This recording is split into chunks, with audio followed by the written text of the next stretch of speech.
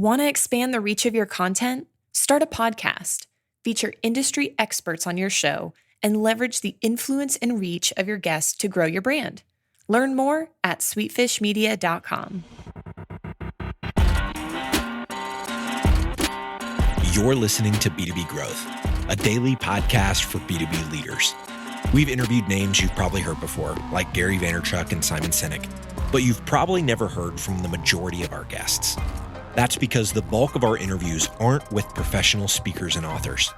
Most of our guests are in the trenches leading sales and marketing teams. They're implementing strategy. They're experimenting with tactics. They're building the fastest growing B2B companies in the world. My name is James Carberry. I'm the founder of Sweetfish Media, a podcast agency for B2B brands, and I'm also one of the co-hosts of this show. When we're not interviewing sales and marketing leaders, you'll hear stories from behind the scenes of our own business. We'll share the ups and downs of our journey as we attempt to take over the world. Just kidding. Well, maybe.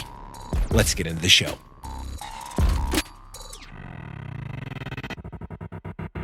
Welcome back to B2B Growth. I am your host for today's episode, Nikki Ivy with Sweetfish Media. Guys, I've got with me today Josh Slone, who is product marketer for Gist. Josh, how you doing today? Doing great. So thankful to be here. I'm thankful that you're here too. We already have stuff in common. This is going to be fun. All right. So Josh is going to be talking to us today about what he calls behavioral automation when it comes to how we approach marketing. And we're going to be contrasting that with the linear approach that most of us are familiar with. And there's some real cool stuff that he and I talked about offline that I can't wait to get to y'all. But first, before we dig into any of that, Josh, I would love it if you would just give us all a little bit of background on yourself and what you and the folks at Gist have been up to these days. Yeah, thanks. I'm the product marketer at Gist. I've been in content marketing and product marketing for about a total of 9 years now. And Gist is essentially, it is an all-in-one tool. And you might have heard that recently. But what we aim to do is to provide all the tools you need under one roof to be the primary mode of customer interaction. And that means from site visitor all the way to a supported customer. And we do that through a multiple amount of tools, including email, live chat, meeting scheduler, help desk, knowledge-based chatbots, and really more. So yeah, I'm excited to be here, and hopefully we can have a good chat about behavioral automation. Yeah, we will. So like I mentioned at the top here, what most of us, when it comes to marketing automation, what most of us are used to is a linear time-based model. And Josh and I talked about offline where it's a sort of, if he buys, he buys mentality behind it. And so first, before we dig into this behavioral approach, which is what you guys are using and advocating for, set the scene for us. Talk to us about some of the things that you observe when it comes to this linear time-based approach to marketing. Yeah, so I guess the first stage is awareness. You want to make people aware of your brand, but then once they move into the next stage, it gets kind of murky. And typically the way somebody enters a funnel is they download something, they enter their email address, you have their contact data, and what do you do with it from there? Most of the time, over a 2 to 3 week period, maybe longer, you subscribe them to a nurturing email sequence. So immediately they get whatever they downloaded, for signing up. Then a couple days later, they get another valuable piece of content, and a couple days later, even more and more. And then eventually you have this ask where you ask them to either sign up for a sales call or a demo, or you might even ask them to outright purchase your product. And then, like you said, which needs to be a Rocky meme, if he buys, he buys. I think I'm going to have to work on that right after this call. Send me the t-shirt. And if they don't, they don't. And maybe they get your regular emails, like if you send a weekly, newsletter, things like that. And then eventually they fall off the radar completely. And what behavioral automation is, as opposed to that, is based on behaviors that either subscribers perform or even don't perform. We're noticing a whole bunch of success with, since we're an application and we have so much going on, usually our trial subscribers don't know everything Gist can do. So if they haven't done something within a certain amount of time, we trigger it to send them an email and say, hey, did you know that Gist can do this? And we've had a tremendous amount of success with that. So that's the basics difference between linear and behavioral. Behavioral is based on when a subscriber does something, and then you act on that. A linear funnel is based on a set time frame that you choose, and you hope that they convert. Yeah. So now I'm like, why am I doing that? Well, and that's a serious question. So is it the fact that folks are slow to understand and adopt the technology to enable them to optimize with this behavioral thing? Is it just tradition? What types of things internally have to happen or is it a whole cultural shift in all of marketing that has to happen for folks to open their eyes to this approach? I think all those are correct, because there is a shift in the way people buy. People are used to on-demand content, and they don't even want to look for it anymore. They want it directly sent to them. And it's very easy in a world of 10 different mattress companies, and you don't know which one. You don't know to go with Purple or Nest or whatever else brand there is. I'm looking for mattresses. That's why I mentioned that. But they don't want to look for it anymore. They want to be told when they need what they need, especially in the B2B market. B2B, there's usually more than one person involved in the buying decision. Everyone probably knows that at this point. With just, as soon as you sign up for a free trial, you have to install a tracking script. That could be a different person entirely. So they may not even know to email the developer, hey, you need this and I need this. We both need this. So can you install this script? So if they haven't installed that script, that can be a behavioral email saying, hey, this needs to happen before you see our live chat icon on your site. So that's the customer side of it. As far as the marketing side, yes, it is very much so learning. Because for so long, for the past 9 or 10 years, it's, hey, just send emails over 2 weeks. They're going to buy. It's going to happen.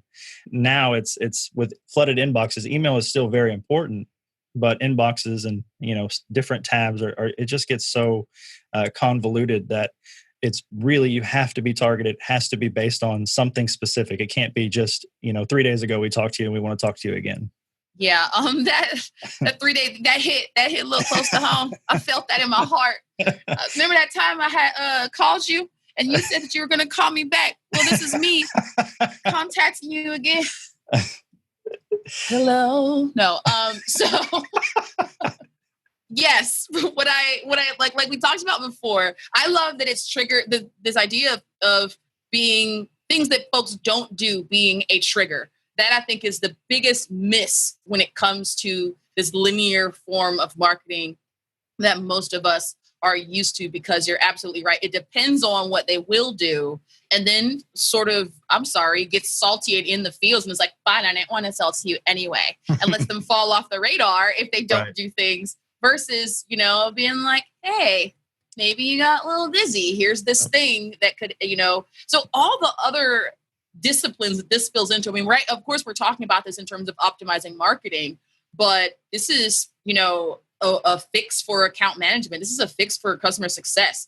The impact something like this could make in terms of reducing churn, like all of that is, I think, makes it worth it to at least explore this sort of way of thinking about how to optimize marketing. I'm wanting to hear some examples of good or bad of times that you've seen folks, the folks you guys have worked with, maybe apply this behavioral approach and sort of knock it out of the park, or some examples of where a linear approach maybe left some things on the table. What do you got for us?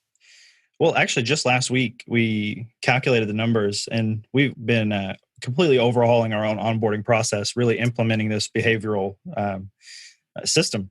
And we found out that 67% of our trials end up in a fully paid account of active users, which is really, there's not a whole lot of data as far as like all-in-one tools, because there's only a few of us in the market right now. But that's probably one of the first numbers I've seen shared. But yeah, 67% as of right now. And we're a startup, so there's a lot of excitement. So that could go into it, but we'll see as time progresses. Y'all can't see me because this is a podcast, but when he gave me that number, I literally clutched my invisible pearls. I was like, oh, well, my, I never. Such a large number, Josh. And why we think that's happening is in software, if you're in software, it's all about the aha moment. some where they see like, oh, this is what this is for. They can understand your sales pitch and they can kind of see what it might be able to do. But once they actually, get a hold of it and really feel how it's going to work for their specific business, that's an aha. And with a tool that has 9 different features, ranging from live chat all the way to a knowledge base creator, there's a whole lot of aha moments, and they're different for each business. So these behavioral emails, way better than a linear funnel, allow them to have that aha. One in particular is just has like a phone app, like an Android or iPhone app that allows you to communicate with your customers, on your site, live chat, like right from the thing. You can answer support requests with our help desk and do all sorts of things from the app. But most people don't know that we have an app. So if they sign up for a free trial and they're like, okay, well, now there's a live chat, on my site, I can send an email. That's really cool. But they haven't downloaded the app on their phone. And then we send them an email saying, hey, you haven't, had this behavior where you've downloaded our app. Did you know we have an app? Here is a link to, Android, iPhone, all these things. And then once they do that, and then they get that notification that somebody wants to book a meeting via a live chat on their site, and they can do it all without loading up their Mac or their PC. Mm-hmm. That is a huge aha. And that's just one of the ahas that we have, and that's been successful. Yeah. You know what? I've seen something like that in B2C, and I can attest to its effectiveness, right? In terms of measuring the behavior as far as what someone has not engaged with, and then being able to take a look at those who do engage with that app in a certain amount of time and those who don't, and being able to predict their performance as a customer over time. So when I sold cars, surprise, when I sold cars, you didn't know you were talking to one of those filthy scum, did you? I was a jewelry salesperson. So yeah, I was. Oh, okay. High five. So when I was selling cars, along with the vehicle itself, we sold this. There's this app that helps you track your cars when it needs service and just all these other things, right? And it's you can pay your bill in there, and all the folks had to do was like download the app, and it answered a bunch of questions that folks would have. But a lot of the time, we could tell that if someone hadn't downloaded that app within a few days, they were likely for a repo, or likely to come back and say that they bought another car down the street and got a better deal. Like, you really can tell by what someone is engaging with how bought in they are to the whole thing, the whole concept. And so right. I like, as much as I like the overt things that this behavioral approach is doing, this sort of framework that it lays down, the implications of it are even more exciting when we think about where, like we talked about before, where all of marketing and sales, for that matter, are going, right? Right. So now that I've successfully picked your brain and seen what I could get out of it, it is time for you to tell us about what you're putting in it. Josh, I need you to tell us about a learning resource that you have engaged with here recently that is either informing your approach or that's just got you excited these days. I am incredibly excited about product-led marketing.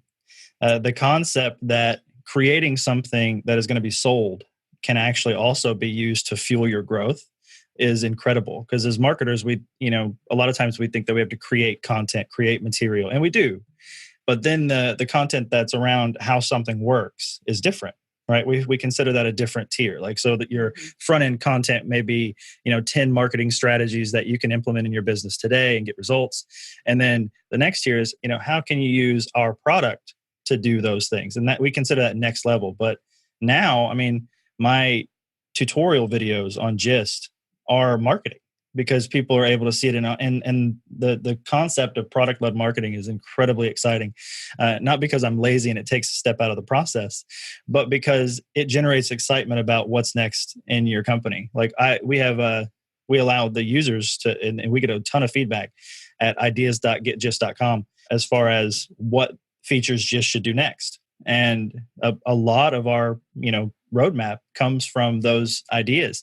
And once those ideas come out, if an idea had 200 or 300 upvotes, well, that's 200 or 300 people who are now going to advocate for you because Gist listened.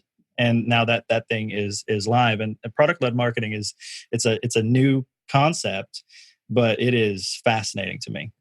No, I agree. And what I also love that you just dropped on us is this idea of creating a community. I had a conversation on this show not too long ago about the really broken process of getting ideas from customers about what they need from the product to the actual team that can do anything about it, and how typically that's, that customer talking to their account manager maybe. And then depending on the very manual process of that account manager, bringing that up in a meeting, or, a salesperson talking to a prospect and saying, well, if you guys had this other person has this. And then again, depending on that very manual process to make that happen, so that you guys have cut out the middleman sort of channel where folks can just come directly to you and talk about it. That's what community is. Right. And I think that's why you guys are winning with that. So super glad that you came to talk to me about this today, and that the listeners got to, get a little piece of how passionate you are about what you do, and how important it is that we continue as marketers this shift from, what we think buyers need to what they're actually telling us they need as far as how they engage with us. So I know that just like me, everybody listening has become a fast fan of yours, and they're going to want to know how to connect with you. You got to tell us, how can folks keep up with you, Josh? Well, I'm a marketer, so I live in the inbox. So the best way to get in touch with me is josh@getgist.com. So it's pretty simple to remember, Josh at GetGist. So, yeah. Perfect. Y'all flood this man's inbox. I have a bunch of other questions I'd love to ask you. So I guess, that settles it. We'll have to have you on another time. That sounds great to me. Thanks so much, Josh. You have a good one. Thank you, you too. We totally get it. We publish a ton of content on this podcast, and it can be a lot to keep up with. That's why we've started the B2B Growth Big Three, a no-fluff email that boils down our 3 biggest takeaways from an entire week of episodes. Sign up today at sweetfishmedia.com/big3. That's sweetfishmedia.com/big3.